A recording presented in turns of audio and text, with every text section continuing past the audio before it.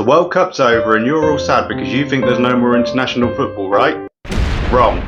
There's loads of international football in 2023. Today we're going to go through 5 international football tournaments you need to look out for. Number 1, the African Nations Championship. But Steve, we just had the AFCON. Senegal beat Egypt. Well, you are right, and you're wrong. The African Cup of Nations was in 2022, but we're talking about the African Nations Championship. Could have named it something different, couldn't they? Which is starting on the 13th of January 2023 and is a completely separate tournament. The key difference is that the African Nations Championship only includes players from the African domestic leagues, therefore giving them an opportunity to showcase their talents and try to earn a place within the full national team. The tournament's been running since 2009. Everyone's new favourite country, Morocco, won in 2018 and 2020, so they'll be looking for a third consecutive win this time around. It's an interesting tournament, something a bit different, so keep an eye out for it. Number 2, the Euro 2024 qualifications. Okay, I admit it's technically not a tournament, but all the group games will be played in 2023, and there's a lot to look forward to, especially in March. Every team will be wanting to get off to a good start in their group.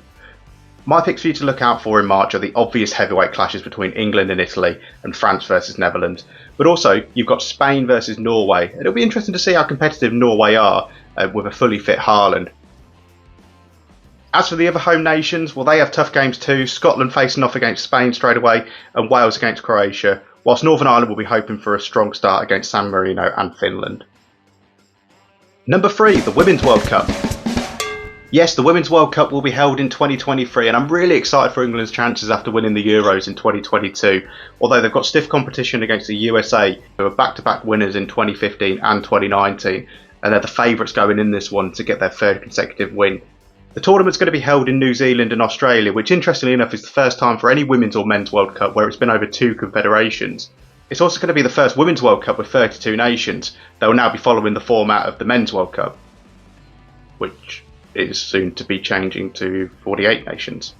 All of England's group games are being played in Australia, and they're being played in the evening. I've been to Australia before, so I think that means that we'll be seeing them in the morning on TV. Tell me in the comments. This one takes place across July and August, so make sure you check it out. Number 4, the Asia Cup. The Asia Cup is the Asian Confederation's version of the Euros. China was scheduled to host the tournament, but they pulled out in May 2022 due to the circumstances caused by COVID and their zero COVID policy. So last October it was announced that Qatar will be hosting the tournament, which makes perfect sense since they've just hosted the World Cup. They've got the infrastructure, they've got the stadiums. Just a really sensible decision, that. Why should you keep an eye out for this tournament? Well, everyone says to me in the World Cup they really enjoy the games of Japan, South Korea and their playing styles, but they only get to see them once every 4 years. And this is a great opportunity to keep track of how those teams are playing, what players they've got coming through. It'll be a really good tournament to watch. All your favourites are there: Japan, South Korea, Australia, Saudi Arabia, Iran, and also making their debut in the Asia tournament is Tajikistan.